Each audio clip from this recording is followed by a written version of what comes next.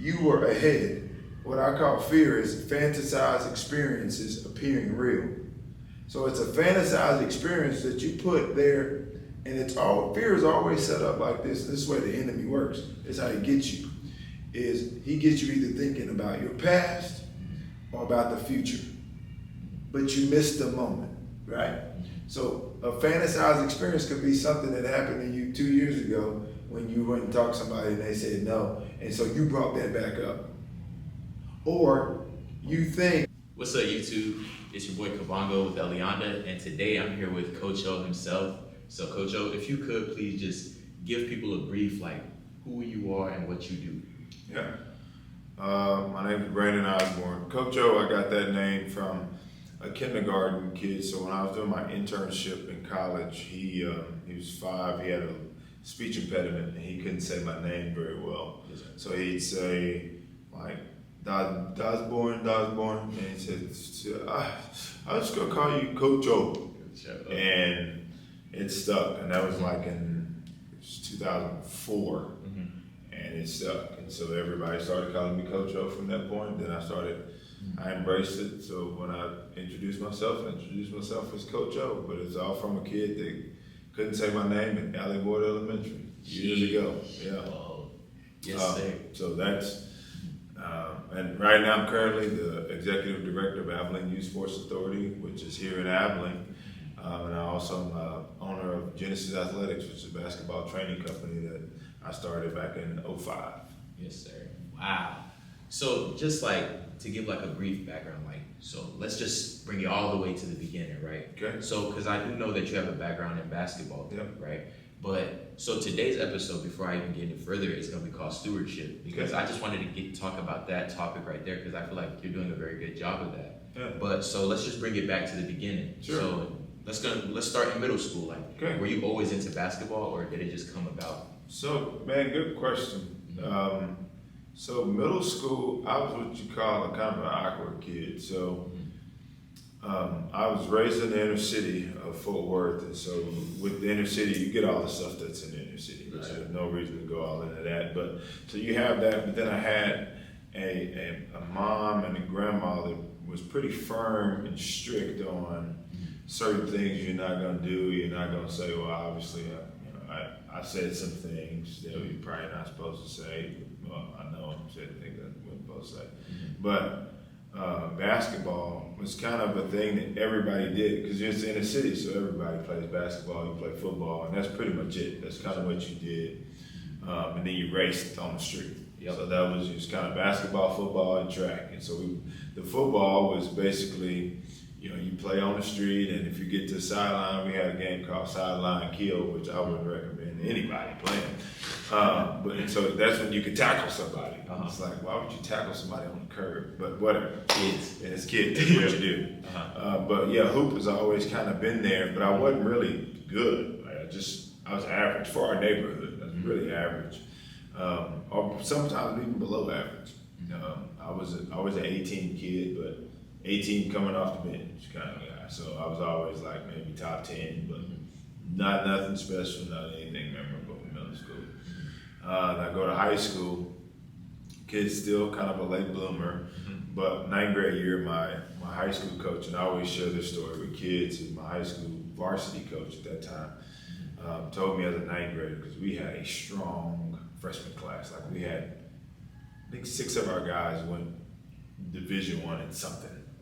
So now we're freshmen, so I didn't realize how good they were. Yep. But I just knew they were better than me. And so my high school coach told me, he said, "Hey man, you're not gonna make it. I'm just gonna tell you, like you make good grades, you're not very good. So I'm just tell you straight up." That's fine. I was like, well, obviously it hurt my feelings. I went home, I cried and all that stuff, and that kind of sparked a fire in me, because again I had a mom that was like, well, you can listen to him or you can change his mind. So then kind of took off after that. I started taking it seriously. I began to study like a madman to learn all I could about trying to be as good as I could possibly become as a player. And it took off. Funny story is I met up with that coach, ended up going to another school. we met up when I was a junior, and we played him, and I scored my career high on his team. So it was pretty cool. It's kind of like a full circle moment. Full circle moment, and he always shares that story with other kids of like, man, coach is going, hey, don't write a kid off yet, because he might come back and kick you in the behind later on. So yeah, you never know. Cool. You never know. No, you don't know. So anyway. So once you so you said that you started practicing basketball and just educating yourself on the game like a madman. So did you end up going to college with it? So I went to ACU. I went to attend ACU to play, but I had because I worked so hard, so I was kind of what you call overtrained. And so I ended up hurting my Achilles and broke my foot, and so it kind of deviated my course. But irony though, years later I ended up going and made like a pro tryout and all that stuff. So that's what a lot of people know me from, is that I played in the summer pro league a little bit in LA until I got cut. And so anyway, but yeah, so I went to ACU, but I was mostly just I was there, but getting injured, so I became a student assistant. Whoa! So you ended up going to LA for a time? Mm-hmm. I went to LA after I graduated. I feel like I still had some playing left, and so I went to LA and essentially got a look. I don't even know where I got it from, but I got invited out there. I just got married, and so I went out there. It was at Long Beach State, I believe is what it was. It was a blue pyramid. Anybody that's from that area knows what it is. But so I was there, and out of 600 dudes, made it to the top 50. And top 50 guys, we ended up playing. I got cut when I was playing against, we played against Poland, and I got cut. Yeah. But still, that was a great experience to have experienced that. Yeah, no, it was great. I mean, I worked super hard to get there. I mean, working out really about 14 workouts a week to get in shape for it, and get in there and be playing against guys on my team were all Big 12 from like Pac-12. We had a Rucker Park legend guy on our team, a guy from Kansas Jayhawks. So we had guys from all over the country that come from really good programs, and we had a really good team. We just lost a bunch of skilled guys from Poland. And that's when the coach brought me over. It's like, hey man, you're great. You can shoot the brains out of it, but you're too slow. And I knew I was too slow because my leg was not where it used to be. And so anyway. Yes, sir. Yeah. But yes, sir. Just so to pivot from that, right? Yeah. Now we're gonna just talk a little bit about stewardship. Sure. So I'm just gonna explain what stewardship a little bit is, and I want you to kind of give your intake on what you think stewardship is. So in my opinion, stewardship is like when God gives you a gift, right? It's using that gift to His glory and giving Him glory with the gift that He has given you. And God gives us all different gifts, like you said. God gifted you with a business mind, because I remember talking to you one time here, and you told me something, and it was about a write-off for an electronic.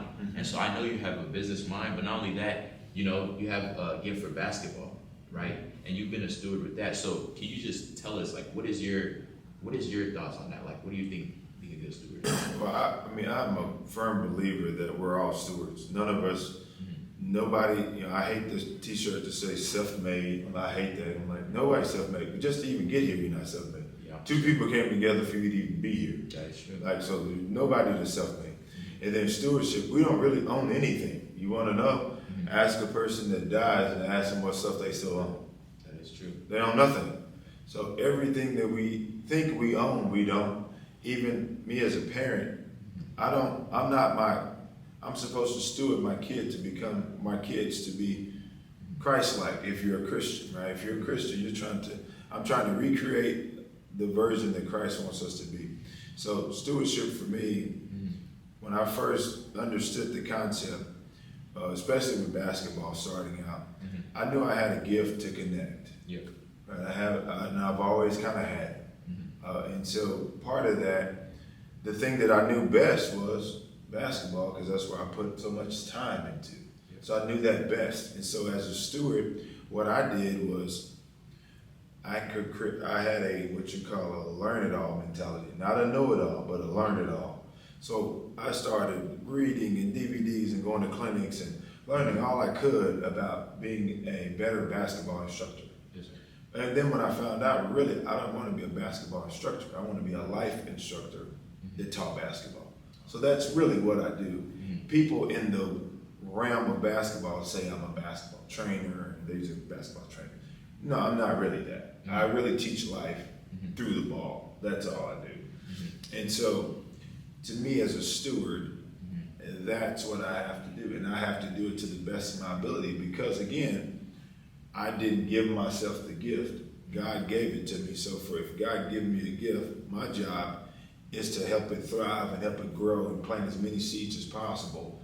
Or I may be the waterer for a kid. I may be a seed planter for a kid. Or I may be a harvester for a kid. Or I may be a pruner for a kid or an adult too. Yes, sir. And so to me, that's what a steward is. You're just using someone else's goods and being a great overseer of someone else's stuff. And so essentially that's what I get to do here at the Dodge Jones Youth Sports Center. Is there's a lot of people that trusted me and our team with their financial resources for this facility to come about. And so if this facility comes about and we don't steward it well, then they will find new stewards, right? But because we've done a good job, there's always room for improvement, but we've done a good job with stewarding it, that we're about to launch up even some bigger stuff coming in the near future because of people seeing how we stewarded their resources. Wow. Okay. But just to pivot from that, right? So you explained about how you're being a steward here. Yep. So when did your passion for coaching begin? Well, just being a life coach in general. Yeah, so that kind of started getting in college. So when I was in college, again, basketball was everything. And then when you get injured, you begin to think through life. Like a lot of times it's that God moment, a God awakening of going, hey, this basketball can be gone like that. And you think that you're invincible, and you think that, these things don't happen, can't happen to you and all that. Well, when I was there, we had a one coach. Well, that coach ended up being transitioning out, and a new coach came in. Loved me, got to know me, loved to be a part of it, but he was bringing in his whole crew like most coaches do. They bring in the kids that they know already. And so, but he wanted me to stay a part of the game, so I became they started a JV program there, and so I was kind of like player coach person. And so doing that opened up the door to the coaching bug. And so I was like, this is kind of cool, but really the light bulb effect for me wasn't if we won or lost, it was, did the players get it? Did the players get what coach is trying to convey, whether that be a skill, whether that be a drawed up play, could they understand it? And after watching it for a period of time, you're going, the best players understand complex things and make them simple. And so how can people help those players get there? And that's kind of when I fell in love with the process of what it takes to be a coach, to help kids or players hear what the coach is saying, but then be able to translate it onto the court, and then hopefully transition that into life. Wow. Okay. So I can definitely see from your kind of perspective, there's a lot of similarities where players can learn a lot on the court that can translate into life.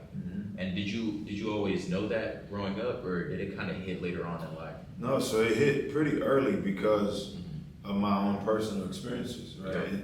It gets still something that drives me today is someone telling me I can't do it, because it takes me right back to being a freshman in high school. That's true. So that's a life lesson that it still drives me today. If I get the inkling that you don't think I can do it, I'm like, okay, that's all I needed to hear.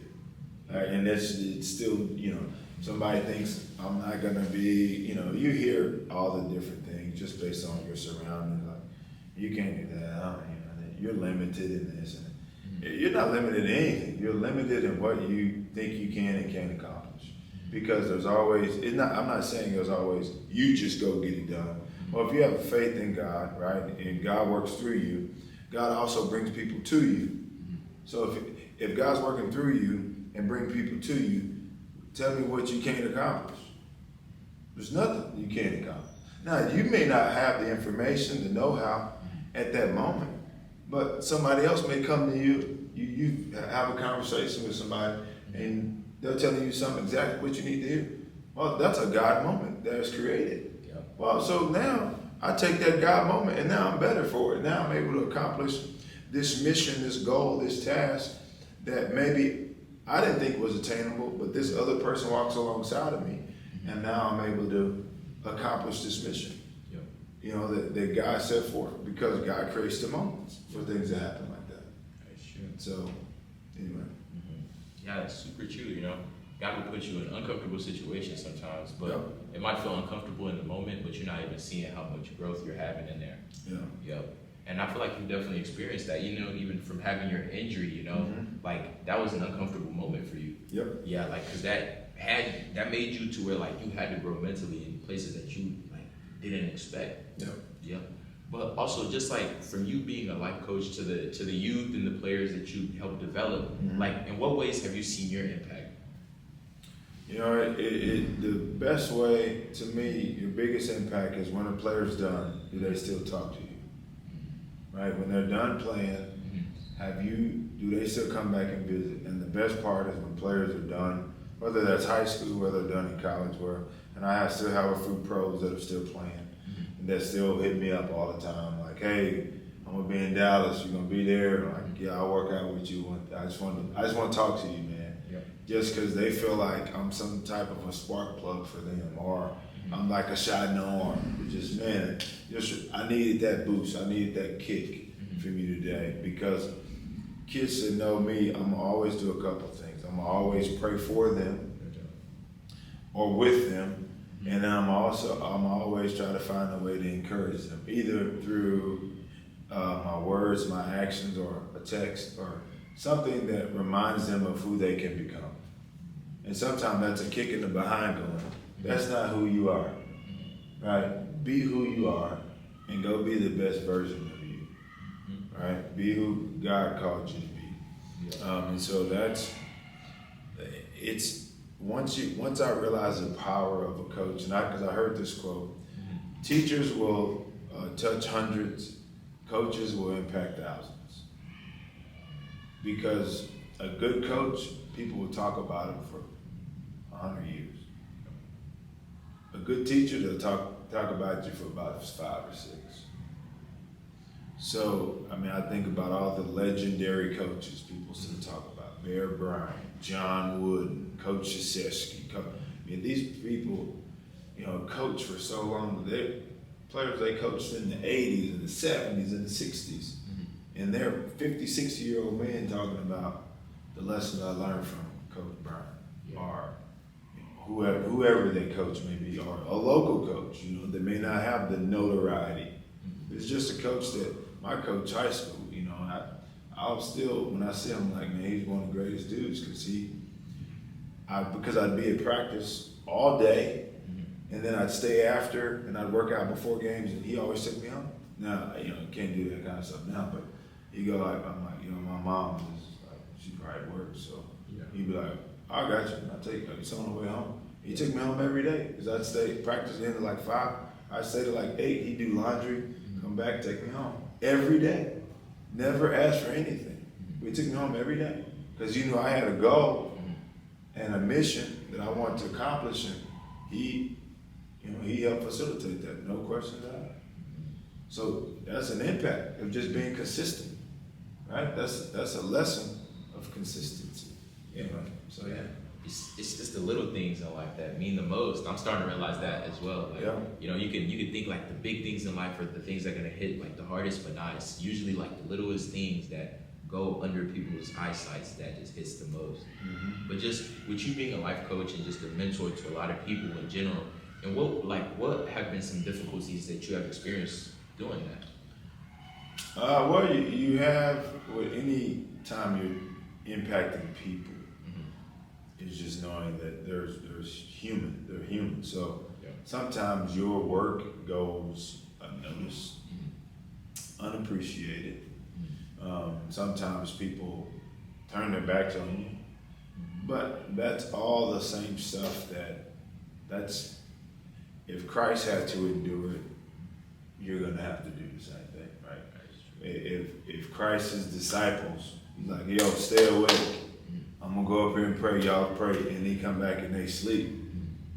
Like, yo, I just told y'all to stay awake. I'm up here struggling with the fact that I know I gotta die, and you guys are asleep, right? So it's like, yo, you guys turn your back on me, or I've been with you for all this time. You still don't think I'm him, right? You don't know who I am after I've been with you all this time. So if God had to do that, that's part when you're a mentor, coach, teacher. It's just knowing that's a part of it. It's just a part of the process. And there'll be some people that you barely talk to, barely touch, and they feel like you changed their life. And some people you've poured into over and over and over and over and over again, and they'll tell you like you did nothing, and they talk bad about you and all that. That's just a part of it, right? It's just a part of the journey, because I'm of the opinion that it's going to be probably about 85-15. No matter how good you are, no matter, if you're doing awesome, 85% of the people are going to love it and love you for it. 15% of people will hate you because you love them. Just for loving them in general. Just for loving them in general, because just depends on their situation, right? My love for you may cause me to call things out of you that you don't like. Or I find out things about you through the way I love you, and you don't like the fact that I know that about you, right? You don't want people to know that you had this struggle, but I helped you get through the struggle, but now you're mad at me because you know that I know your struggles. Because some people they want to have this facade that they got it all together. And really nobody has it all together. True. Everybody is 2 steps away from a hospital, spiritual hospital, physical hospital, mental hospital, all the time, right? Something tragic happens, you now need a spiritual hospital, right? To someone you love. That's a spiritual hospital. You need it right now. Sure. Something physically happened to you. You get in a car wreck and it cuts off your toe. You need a physical hospital. Sure. You know what I mean? Just like that. And so we're all in need. It's just depending on what level and what area. We're all constantly in need, because life changes, things change, your body changes. You get test results that you didn't know would be that. Well, now you need a spiritual hospital. That's true. To handle that. And so part of that is you go back to your word stewardship. So a guy told me in college, I was cramming for a test, really. I wasn't reading for a test, I was cramming, trying to get ready for a test. And this guy walks by me and says, hey, you like reading? I said, no, sir, I really hate reading, actually. Yeah. And he said, man, that's a shame. I said, why? He said, you know the way you hide stuff from people? I said, no, you put it in a book. They'll never read it. And I thought, he's right. And so again, that was a moment. It took him about a minute, but it changed my life forever. So now my free time is spent educating myself through other people's knowledge. I don't have to know it all, but if I can find it by someone else that didn't know that topic, that's what I try to do. So anything I want to learn, I go and find somebody that understands that topic, and then I pass that information on. Once I get it, understand it, study it, then I'm able to regurgitate it and give it away to a guy like yourself. Yes, sir. But like, even with that, like, cause a lot of people, like, just not even with reading, people don't understand, like, you could just go up to people that know what they're talking about and just ask them questions. Cause I feel like in our generation right now, like, people are scared to hear the word no first off, but not only that, they're scared to ask people for stuff. Yeah. Cause like, the worst thing a person can say to you is no. So like, what's the worst that can happen? Right. Just ask questions. But the thing is, no is not really even real. So think of it like this. So if you come to me and say, hey, I want to do a podcast with you, and I say no, did I reject you? Some people would say, yeah. Well, no, because did you have a podcast with me beforehand? No. Did you have the interview with me before? No. So guess what? Your life really didn't change. Nothing changed in your life except in your mind that you thought I got rejected. No, you didn't. You asked a girl on a date, she says no. You wasn't dating her anyway. Nothing changed. Nothing changed. No, it's a difference when you're on a date and in the middle of the date she goes, I'm leaving. Yeah. That's rejection. Something changed. Something changed. Yeah. But if nothing changed, only thing changed is what happened, what you thought happened in your head. Yeah. Because in your mind, you were ahead. What I call fear is fantasized experiences appearing real. So it's a fantasized experience that you put there, and fear is always set up like this. This is the way the enemy works. This is how he gets you. He gets you either thinking about your past or about the future. But you missed the moment, right? So a fantasized experience could be something that happened to you 2 years ago when you went and talked to somebody and they said no, and so you brought that back up. Or you think, okay, ahead of time and go, well, if I go and meet with them and they say no, both are fantasized experiences that appear to be real, but they're not. Because odds are, most people like a couple of things. They love to talk about themselves. And they love to talk about their experiences, especially to people that they feel like will use the information that they give them. So you remind me of me, younger, because that's what I do. Hey, I want to learn about that. And I heard that you know a lot about that. Can you sit down and talk? Yep. But they would always go, if you're late, and the day you stop applying what I tell you, don't come. So always remember that. If you want somebody's time, be early, use the time that you said, and then apply what they tell you to do. If you do that, they'll be willing to give you information, give you time and their information, which in a lot of cases is super rare. Yeah, because sometimes information can be more valuable than money. Information is a lot more valuable than money. Money is it can come and go. But information, knowing how to get there is more important than there. Because if I know how to get there, I can get there anytime I want. True. Right?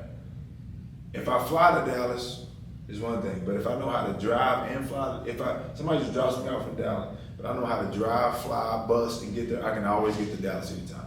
Yep. But if I don't know how to get there,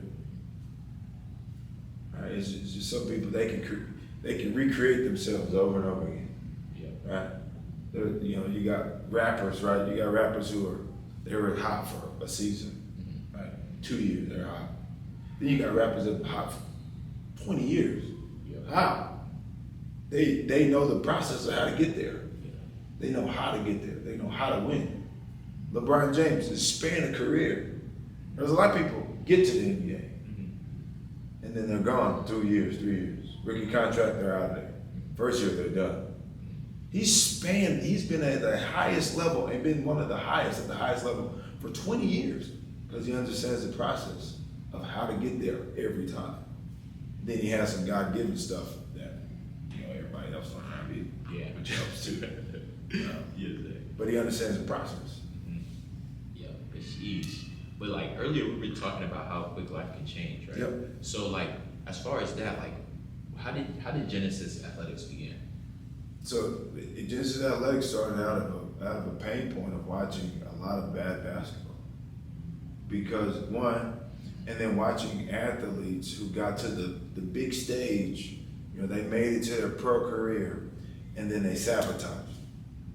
Like so many athletes, they get the scholarship offer they've been waiting on, and then they post a picture smoking weed and gone. Or they post a picture with $10,000 in cash sitting on the thing. Well, and no coach knows, every coach, any person that knows anything about recruiting knows, how do you have $10,000 in cash? Why do you have it? And how do you have it? Well, that brings up speculation. Now that kid loses opportunity. They worked all their tail off to get opportunity and it goes away. Or they get all the way to NFL, NBA, Major League Baseball, whatever, and then they make it, they get drafted, and that night they'll go get drunk, drop a car, and run into somebody and kill them. And you're going, why do they do all the work to get there and sabotage it when they get to the moment that they've been waiting for? And so that's where Genesis Athletics came about. So the Genesis is reminding people of where they were, and it's a biblical principle of start where you start, but then also seeing yourself as God sees you, but never forgetting your why, your Genesis, right? Because anybody that has anything of why they do what they do always has a why. Yeah. And so the Genesis part helps you remind yourself of, this is my why. My why may be, for some kids, maybe, I just want to make the freshman team. That's my why. Or, you know what? I just want to play as a senior. That's my why. That's my Genesis. I want to be a professional athlete. That's my why. Or what? I want to be 10 pounds lighter. That's my why. And so that's how Genesis Athletics came about, is always remembering your why. And then when times get tough, like any physical fitness is, or mental fitness, or spiritual fitness, when you have to transition from good to great or bad to good or whatever levels you're transitioning from, in that bridge, you got to remember your why. And when you remember your why, everything comes about, right? And so that's how Genesis Athletics started, and that's what it's always been. It's always helping kids, in this case, or athletes, connect the dots between, why do you want this? Why do you want to be good at basketball? Yeah. Is it for your mom and dad? Because if so, you really don't want to be good at basketball. You want your parents' approval, which in this case, in a sport, you're never going to get it, because there are mistakes that happen. You can't play a perfect game. So you're never going to get that full approval until the parents get more mature and go, I approve you just because you're my kid. Yeah. So there's nothing you can do, kid, that makes your parents' approval based on the sport. Nothing. Nothing.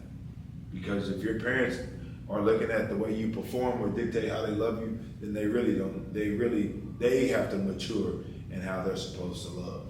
Love doesn't look like that. Sure. Right? And so when kids tell me, well, I want to make the team, so my mom, be the best man. You don't need to work with me, because there's nothing I can do to help that happen. You will always be unfulfilled because your mom has to grow and mature in that, right? You can't change that. But if they go, I'm tired of sitting on the bench. I've been sitting on the bench and it's frustrating me, and I practice hard and I feel like I just need a little more direction. Like, come on, I can help you. Because now you understand. You get why, when I challenge you, when we cross that bridge and I gotta challenge you, then you understand, like, okay, hey, you will spark back, this is my why. Right? It's the same reason why a lot of parents wake up and do hard jobs, because especially the people that work with their hands or with their bodies constantly, where it's hard, physically grueling, but then they go, well, this is for my grandson to go to college. Or this is for my son to get a car. And they have their why. They wake up with a why on their heart and on their mind. And they push through pain, fatigue, frustration, all the stuff, stress. They push through that, because at the end of the day, if I get to this why, I may help my family legacy. I may help my son, grandson, granddaughter, niece, nephew, whatever, attain this thing.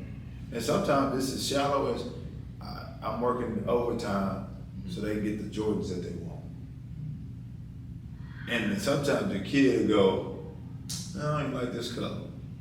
They just did all their work, but they'll never say anything. They just leave with their feelings hurt a little bit, or they may jump all over and go, "Do you know what I had to do to get?" That's true. But so just knowing your why. That's how Genesis Athletics was started, because I've always remembered the why of what I do is I want to connect faith and God together with a ball. That's it. I help you become the best version of yourself in Christ as a leader and with the ball. That's it. That's always been the agenda. So having like a really strong why has to have you like become selfless and put yourself aside. Yep. And that's like the best whys. When you can put yourself aside and be selfless and understand like others matter more than you. Yeah. At the end of the day, I always think like this, and you're going to be an outstanding leader as you learn more about who you are and what you want, and you're pretty close already. Just being your age and being what you're trying to become, and so it's pretty awesome to watch it happen. But think about the rocking chair experience. That's what I always say. Like if you're 85 years old, you're sitting on the porch on a rocking chair. What do you want to be known for at 85? You want to be known for, man, I had all the money in the world right now. You want to be known for, man, I had all the finest girls in the world, all the most masculine, handsome dudes there. You want that? Or you want to say, man, I spent my life trying to help change, man. That's all I did. That's all I wanted to do. I don't really care if I help 100 people get to the NBA. Right? If they get to the NBA and they're a knucklehead, or she gets to the WNBA or wherever, and she's a problem, do I want to say that was a kid I helped? No, not me. Some people are like, yeah, I'm good with that. Just not me. I want them to look back and go, man, my family's better because of him. Or, my whatever is better. The way I live my life is different because of the words he told me or the actions that we took together. Or the process that he helped me think through. Right? Or him just being around. Right? Maybe I didn't say anything. Maybe I just go, keep going, bro. Maybe that. And so I think if that's always my why. And then then as I matured, because I did so much of that, and I let my family kind of go to the backside. But now I know more importantly is people watching you do your why. Right? But the best lessons are not really taught, they're mostly caught. Right? You catch people doing the right thing, and then all of a sudden that person gets a little more influence on your life. At least the way it is for me.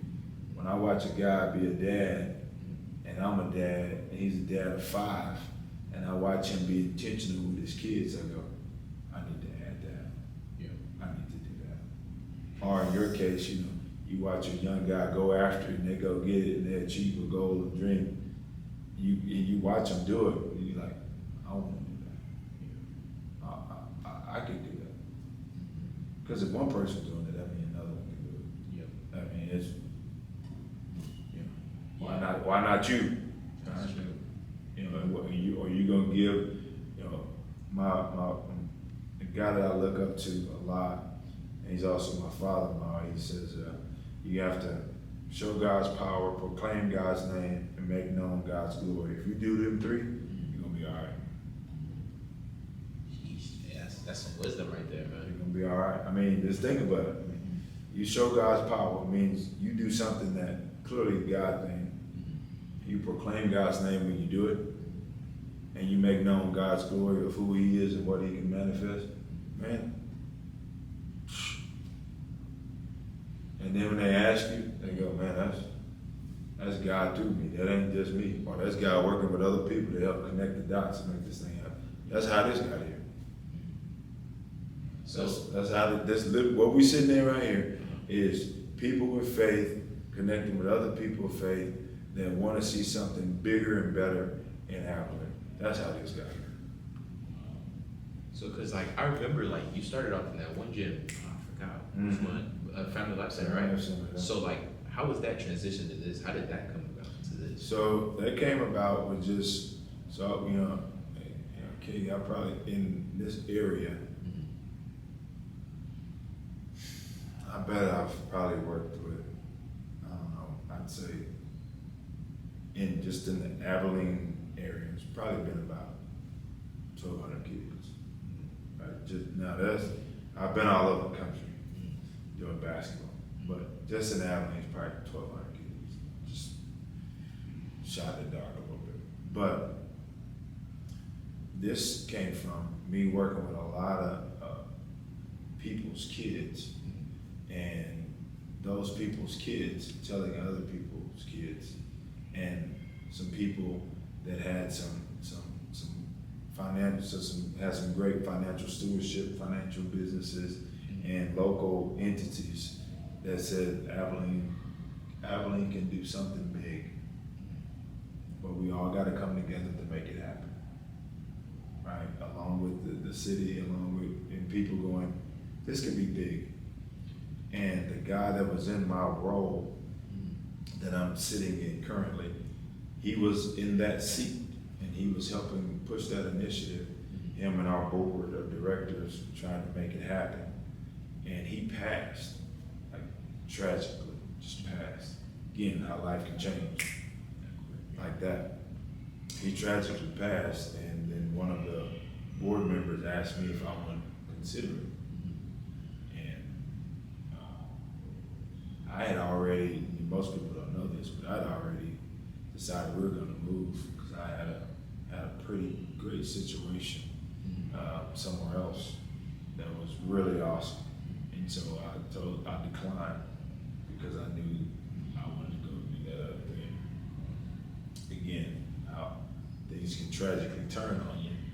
Well, after saying no, I couldn't sleep for about 2.5 days. Could not sleep. And so you have to ask yourself the question, if you can't sleep, what is that? Are you an insomnia?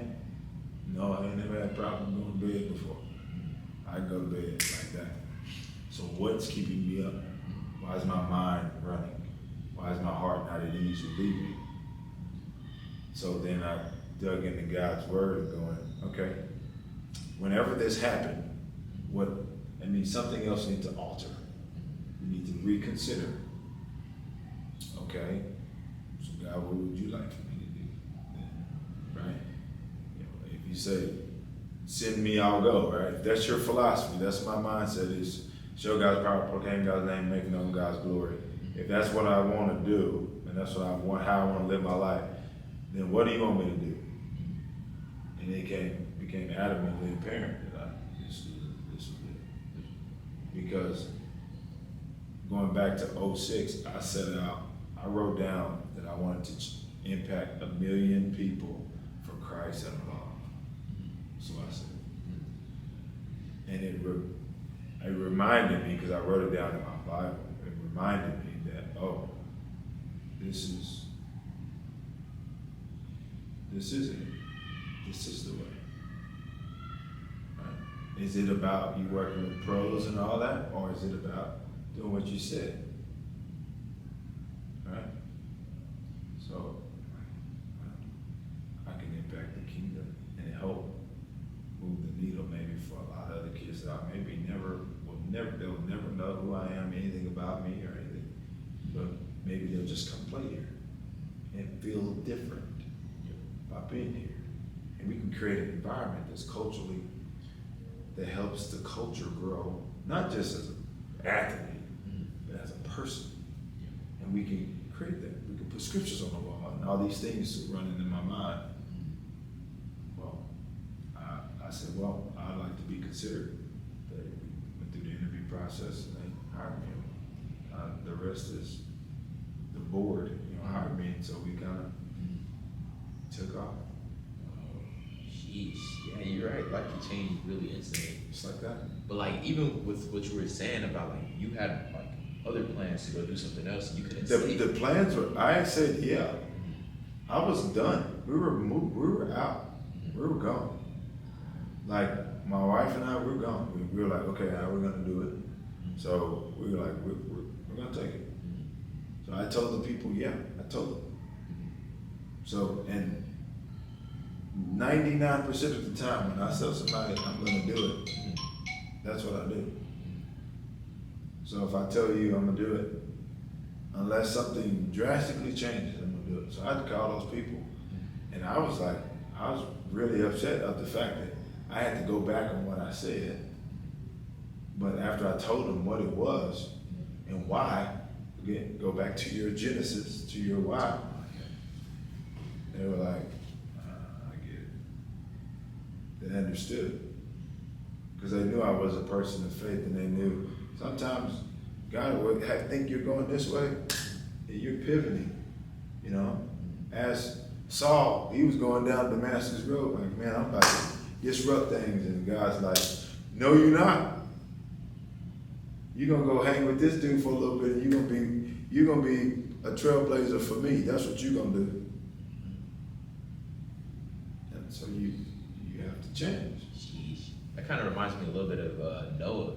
Yeah. Because like I've seen it, like when God has a purpose for you elsewhere, like, and if you try to go the opposite way, He's gonna do everything in His power to redirect you back to that same place. Yeah. And when He does, one way or sometimes it the other. hurts. Yeah. One way or the other. Yeah. Sometimes when He does, it hurts. Yeah. You either can say yes, or you can say no. But it's still gonna come back to the same thing. You're gonna be the example, or you're gonna be the model. Right? Some people are the example, like, you know, do this or you die. Okay, well, you as an example. Some people say, do this and you live. And you live.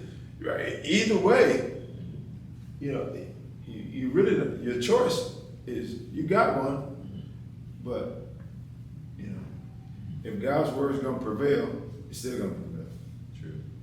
Right? If it's, you know, so I'd rather be in deal with the frustration and stress of how or what is this going to look like, God, than going, nope, and then going, well, it just took you 10 longer years to do that when you could have been in it in 3 months. Wow. Yeah, definitely. But just to continue on from like, so you went from the Family Life Center to here, but also just to ask, like, because I know you do work with USA basketball team. How did that begin? So that came from the journey of just trying to become the best instructor that I could be. And so meeting people along the way, again, you don't think no one's looking. So I was in Dallas, and I was working with some kids out there, young kids. They were probably like, I'm trying to remember, like 6th graders or something. Anyway, working with those kids, this guy that was just exercising pulled me to the side and said, hey man, like, you're really good. Okay, thanks, appreciate it. Yeah. Like, no, you're really good. So I want to meet. I said, how long are you gonna be here? So I'll be back tomorrow around the same time, but then I leave. I don't live here. I'm just visiting and working with these kids. So he comes back the next day, introduces me to another guy. Another guy goes, hey man, like, you should come out and do this other camps. Okay, where's that camp? It's in Houston. Okay. So I go to Houston and do that. They put me in charge of the station. Loved what I did. Then I got invited to another camp in like 3 or 4 weeks. And then that led to a lot of other people seeing me. And so then I just asked, like, hey, could I attend that? Sure, but I just don't say anything or do it. Okay, sure. So, do what they said. Right? Apply, right? Goes back to those lessons I learned.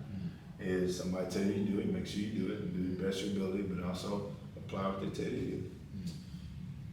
So I do that, and then it led to an opportunity to lead a camp. This is over a span of time. This is not like in a month. It's just maybe 3 or 4 years span of time. And got to be leading a camp, working a camp, working 2 camps that led to me leading a camp. And so that's when I first got my first USA basketball check. So it's pretty cool. And then, you know, rest kind of like there. So, Yeesh. But just like on the topic of stewardship, like we're gonna just go into a little segue where we just talk about different ways people can steward different things. okay. We're gonna start off with money. In what ways do you feel as if people could be good stewards with their money?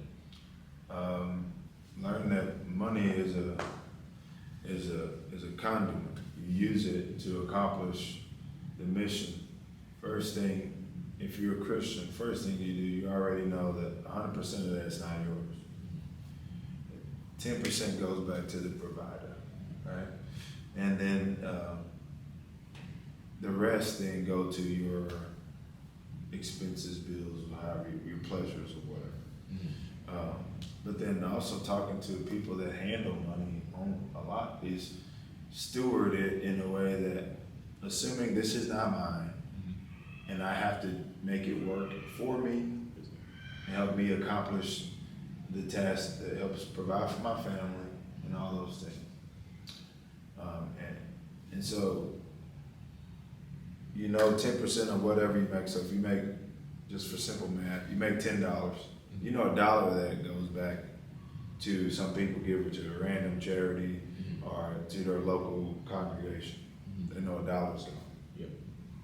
And if you use any variation of wisdom, at some point you will be older in age. So you want to have some type of investment for yourself. So a lot of people may put another $1 in another pot for investing. And then you kind of live off the rest. But I've heard, I'm not here yet, I'm not at this space at all, but there are some people that flip it. They give away 80 and live off of 20. Now granted, they're in a higher income bracket when they do that, but there are people that have done that historically, I've read about, that they started that way and they wanted to give so much more to God or expand the borders of education or expand the borders of God's kingdom via a university or via a church or via something as a vehicle to get there. Yeah. And then they start out giving out 10, and they give away 20, then they give away 30, then they give away 40, then they give away 50, then they give away 60, and then I don't want to misquote, but there's a company that gives away 80% and they live off of 20. But the company's doing their 20% is most people's 100%. 90%. Yeah. But their 20% is people's 90. But you're doing, wow. But God rewards those that diligently seek Him. If that's true, they've been rewarded for being diligent and stewarding their resources. So that's what I think about money. Okay, so what about stewarding your time? Stewarding your time. So you have to look at your priority of purpose, right? What is your purpose at that time? So the biggest thing you have is what is your priority of time with your relationship with God, right? What's your focus there? How do you conjure out that time? Is that always an afterthought? Then for me in this space, my body, how do I take care of that? Right? How do you take care of your temple, your spirit? How do you take care of your spirit? How do you take care of your spiritual side, your soul, and how you take care of your body? Right? How do you take care of those things? Then, because if I can't take care of me, I can't take care of my family, right? So then for me, it'd be my family, my wife first, my kids second, because she was first, they're second. Some people flip-flop that and think, no, my kids are the most important, my spouse is the afterthought. No. That's backwards. That's not. God's biblical model was male, female, then they reproduce.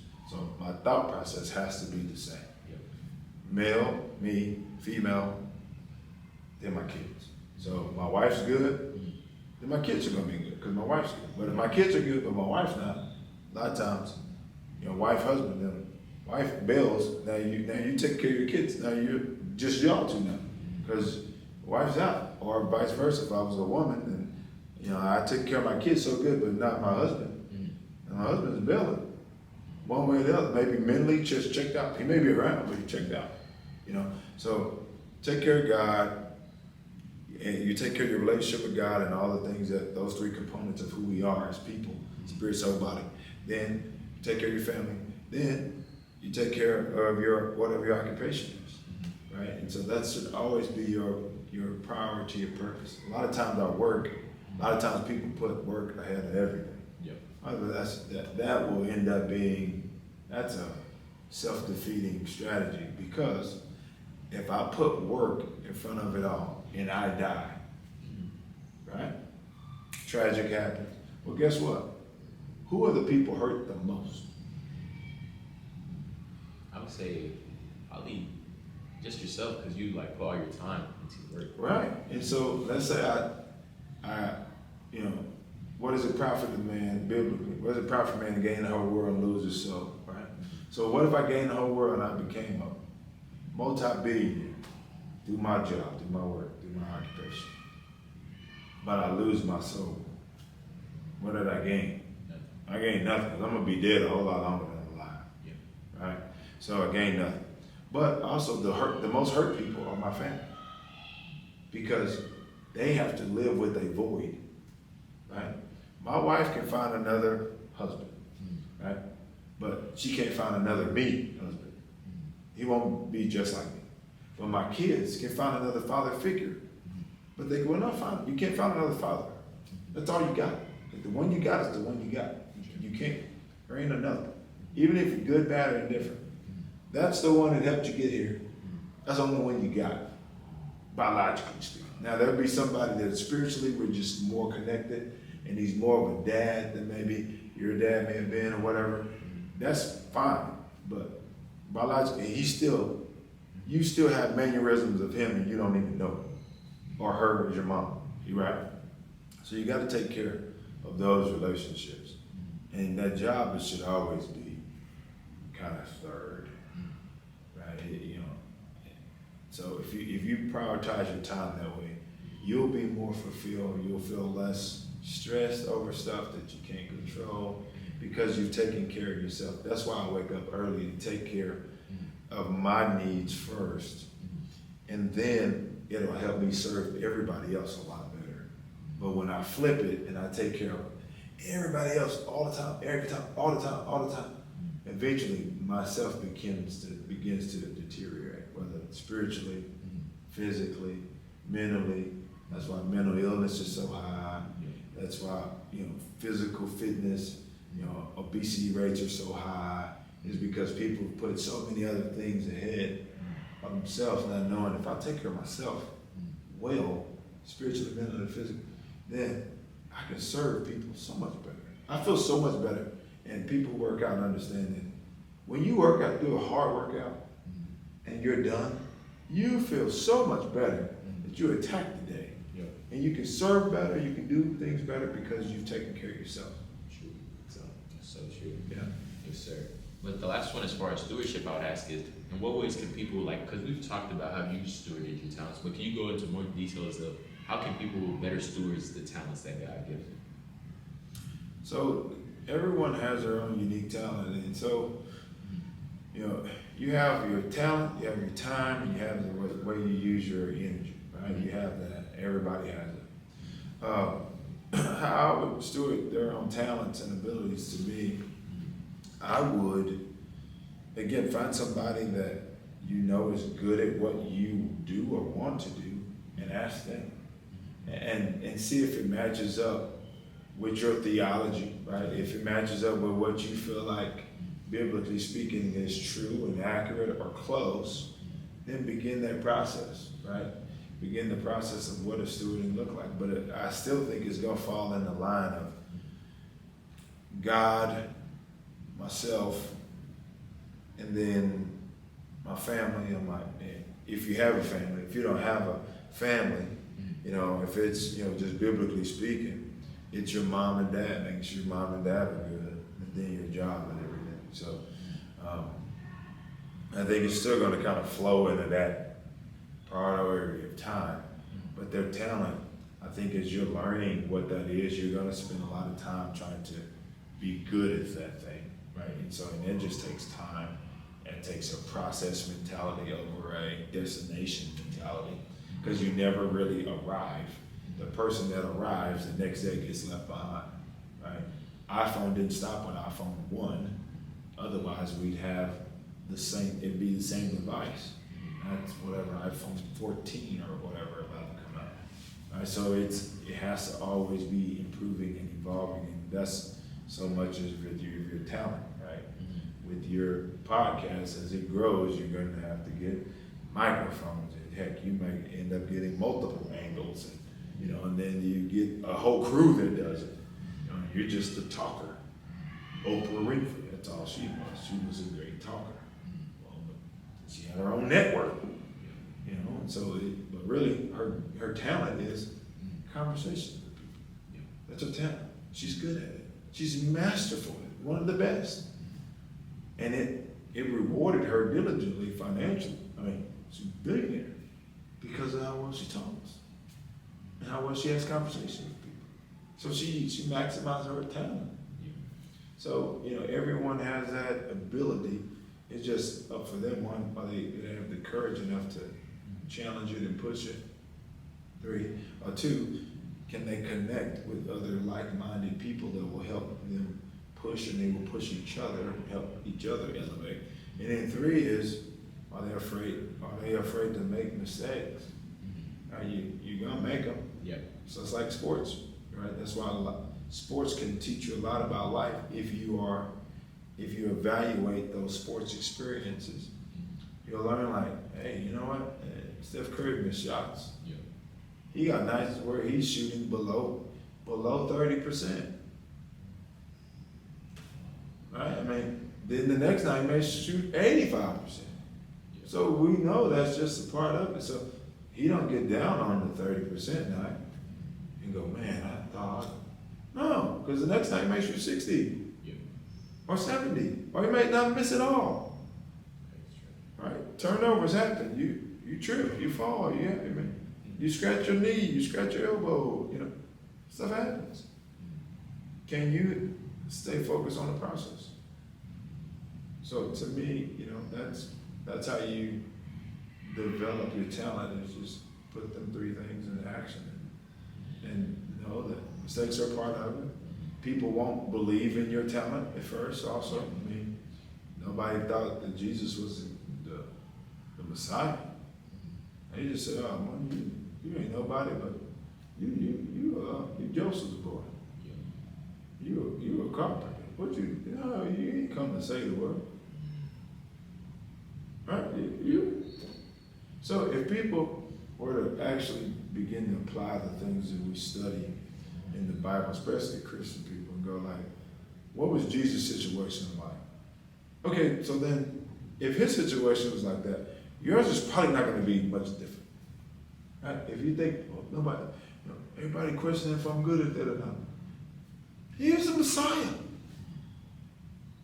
Right? He's the Savior of the world. Oh, it's Joseph, boy. Ain't nobody listening. He a carpenter. Go and nail something. Go and build a hut. What are you talking about? Right? Even his parents didn't get it, don't you know it's about my father's business? And he wasn't talking about Joseph. You know what I'm saying? He was talking about his dad. Yeah, so they didn't get it. He's like, why y'all tripping, in my version, right? Coach O version. Why y'all tripping? Don't y'all know about my dad's business? Yeah. Yeah, okay. Right. So. But like, just to end off the podcast, I want you to give the people just like a bit of wisdom, something that you feel like they need to hear right now, just something that might be on your mind, just some wisdom to end it off. I'd say God has empowered us all to have a gift, and one of our jobs is to stir the gift up. And so there's a verse, it says, stir up the gift of God that's inside of you. And when you're stirring something, just think of it like a pot of stew or something, that you're stirring it up because there's so many ingredients and things in there Then sometimes you have to stir hard. Sometimes you just have to have a constant stir, and depending on what you're cooking. Just know that you're gonna have to put in some of that stirring process to really get the aroma and the taste of food that you're trying to get and consume. Same thing it is, same way it is in life, is you just have to keep stirring up and adding more ingredients into that stew that you're trying to make. And it'll taste really, really good as long as you have the key components to become the best version of yourself and the one that God created you to be. You'll be a sweet savor in your Father's mouth if you have that mindset. Definitely. Well, Coach O, just wanted to thank you once again. Absolutely. For all the wisdom that you've given us. If you guys want to follow him, I'm going to put his Instagram and the social medias right here. Y'all make sure y'all go follow him and just text him, every once in a while. Just comment on his videos, man. We learned so much from the video that you did with Kabongo. We just thank you for all the wisdom that you gave us, because I know I learned a lot today. But other than that, we're going to be hopping out of here. You guys have a great day. See ya. Yep.